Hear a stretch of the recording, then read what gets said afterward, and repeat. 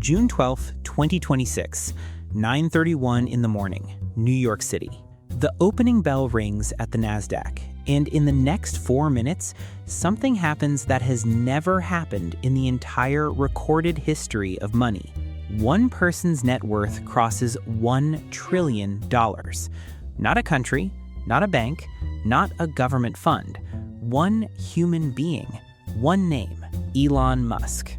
Now, before you say, wait, what about the kings? What about the emperors? What about Mansa Musa, who handed out so much gold walking through Egypt in 1324 that he literally crashed their economy for 10 years? Or Genghis Khan, who controlled an empire so vast that historians estimate its resources would be worth over $100 trillion today? Or Akbar the Great, whose Mughal empire represented 25% of all the wealth on Earth? Here's the thing. Those men had armies, they had slaves, they had entire nations working under them, not for them, not with them, under them. Their wealth was built on conquered territory and forced labor. What Elon Musk did was completely different. No army, no empire, no throne. In the 21st century, he built $1 trillion out of code, steel, rocket fuel, and an absolute refusal to believe that anything was impossible. So how does a skinny kid from South Africa end up the richest human being in the verifiable history of civilization? That story starts somewhere most people never look. It starts in a small house in Pretoria, South Africa, in the early 1980s. And it starts with a boy who was, and there's really no better word for this, weird. Not weird in a charming, quirky way. Weird in the way that made other kids uncomfortable. Elon Musk as a child would get so deep inside his own head, daydreaming about inventions, about science, about things that didn't exist yet, that his parents actually took him to a doctor to check if he was deaf, because when people talked to him, he didn't respond. He wasn't ignoring them, he was somewhere else. He read every book in his local library. Then he started reading encyclopedias, cover to cover. He had a photographic memory and he would use it constantly, which meant he was always correcting adults, always pointing out when someone got something wrong, always being the kid in the room who knew too much. You can probably imagine how that went down at school. He was bullied, badly. At one point, a group of boys threw him down a flight of stairs. He was hospitalized. His parents divorced when he was 10. His father was not an easy man. And yet, through all of this, the kid kept building things in his head, kept reading, kept asking why. At 12 years old, he taught himself to code from a manual, built a video game from scratch, called it Blastar, then sold it to a computer magazine for $500.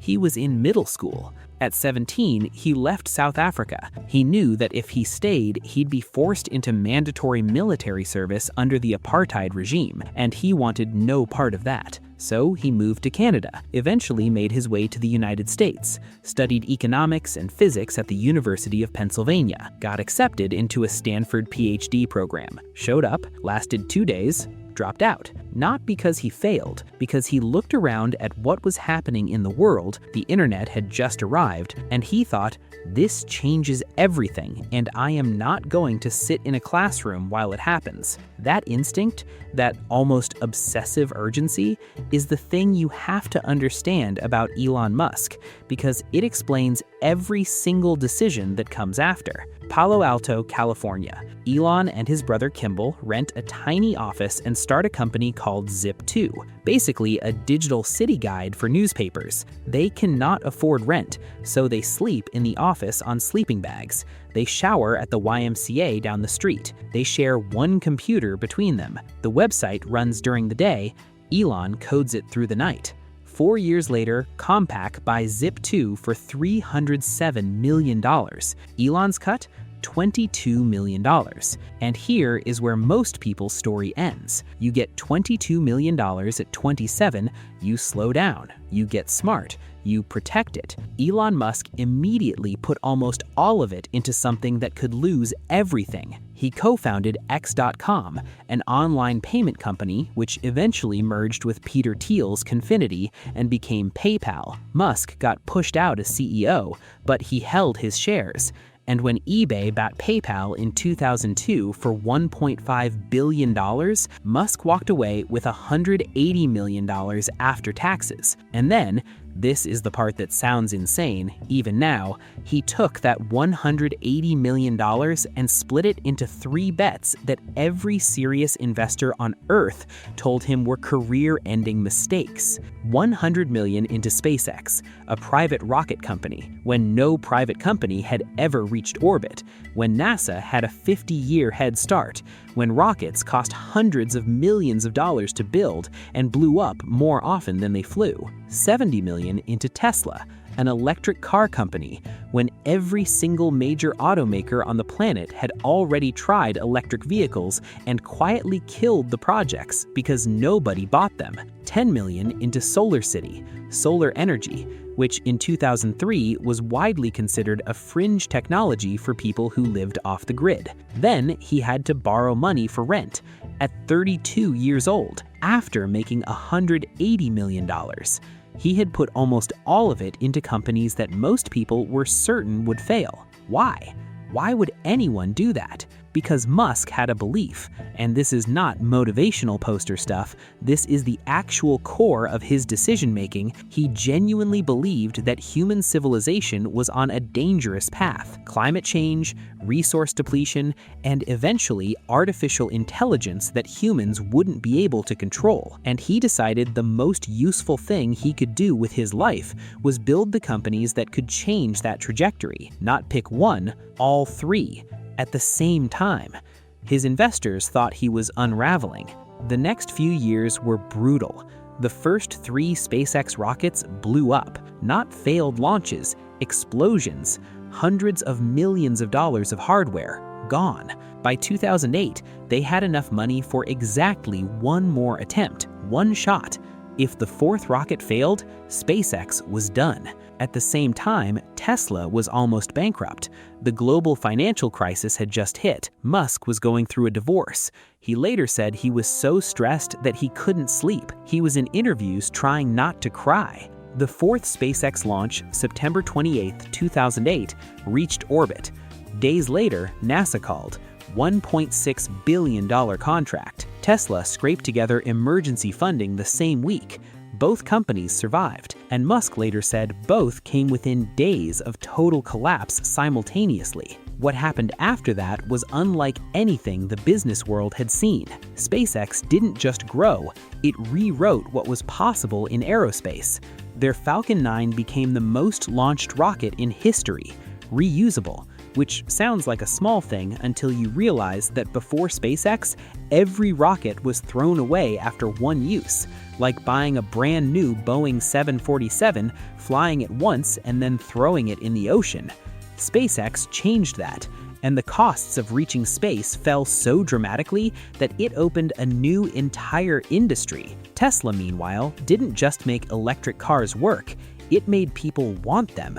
That was the key. Every car company before Tesla had tried to make electric vehicles that were practical. Musk made one that was fast, beautiful, and loaded with technology that made gasoline cars feel like they were from a different century.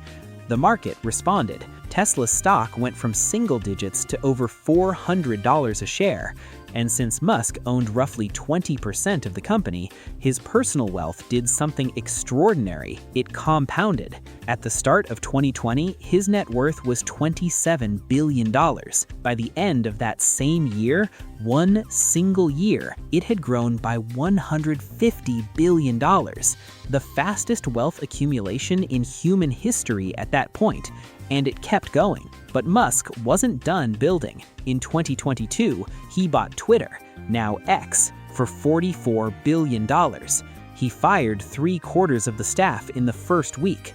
Advertisers ran. Every media outlet declared it a catastrophe. But what most people missed was that Musk wasn't buying a social media app.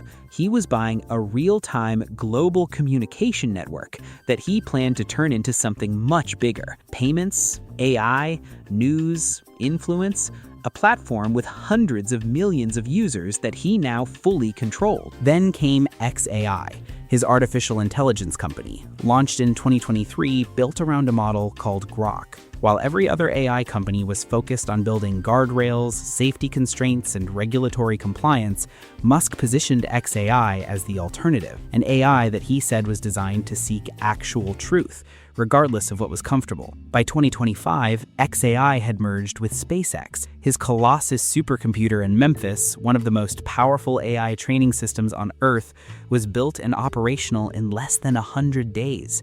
That's a construction pace that shattered every previous record in the industry. And then Washington entered the picture, in a way nobody had fully seen coming. In 2024, Musk made the largest individual political donation in United States history, reportedly over $250 million, to support Donald Trump's presidential campaign. When Trump won, Musk was given something unprecedented, a formal advisory role with broad authority to audit and restructure the federal government.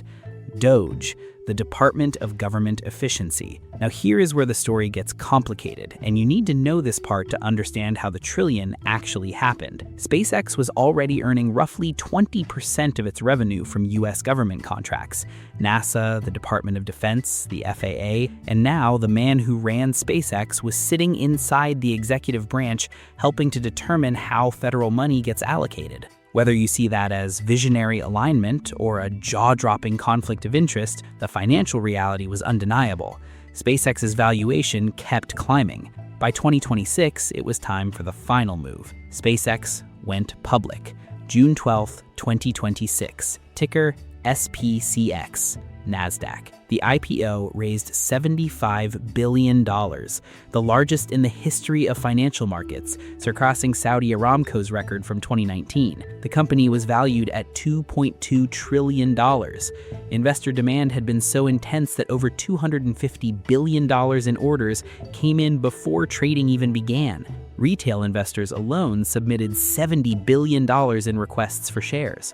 When the market opened and SpaceX began trading, climbing from $135 to over $176 in the first hour, the math was done in real time by Forbes, Bloomberg, and Reuters. Musk's SpaceX stake, his Tesla holdings, his XAI position, his other assets, combined $1.1 trillion. The number that had never existed next to a single human name in the entire history of recorded finance was now next to his. For context, because the number is so large that it genuinely doesn't feel real, his fortune at that moment was nearly 4 times larger than the second richest person on Earth, Larry Page. In fact, Musk's wealth exceeded the combined net worth of Larry Page, Sergey Brin, Jeff Bezos, and Mark Zuckerberg. Put all 4 of them together, Musk was richer. Here's the one that really lands. The average American is now closer in wealth to Jeff Bezos than Jeff Bezos is to Elon Musk. Mansa Musa distributed so much gold in Cairo that he crashed Egypt's economy. Genghis Khan's empire stretched from Poland to Vietnam. Akbar the Great commanded the richest civilization on Earth, and every single one of them needed armies, slaves, conquest, and centuries of inherited power to do it.